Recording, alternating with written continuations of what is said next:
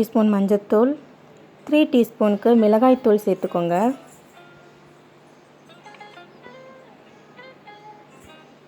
இது கூட ஒரு 1 டீஸ்பூனுக்கு உப்பு சேர்த்துக்கோங்க. சேர்த்து இது நல்லா மிக்ஸ் பண்ணிக்கலாம். மசாலாலாம் உருளைக்கிழங்குல நல்லா மிக்ஸ் ஆகிற மாதிரி நல்லா மிக்ஸ் பண்ணி விட்டுக்கோங்க.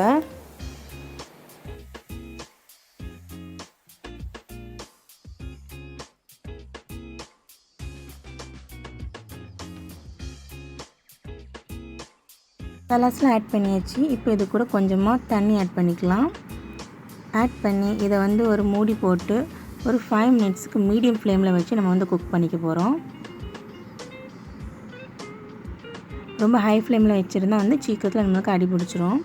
அதனால் மீடியம் ஃப்ளேமில் வச்சு நம்ம குக் பண்ணிக்கலாம். இப்போ நம்மளோட உருளைக்கிழங்கு வறுவல் சூப்பராக ரெடி ஆயிடுச்சு. பாருங்கள், எங்கேயுமே குழையலை, சூப்பராக வந்திருக்கு.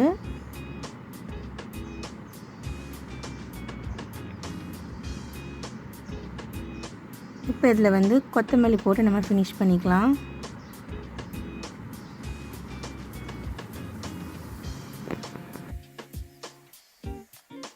உருளைக்கிழங்கு வறுவல் எப்படி செஞ்சோன்னு இன்றைக்கி பார்த்துருப்பீங்க. இந்த ரெசிபி உங்களுக்கு பிடிச்சிருந்துன்னா ட்ரை பண்ணி பாருங்கள். ட்ரை பண்ணி பார்த்துட்டு உங்களோட சஜஷன்ஸ் கமெண்ட் பாக்ஸில் கமெண்ட் பண்ணிடுங்க.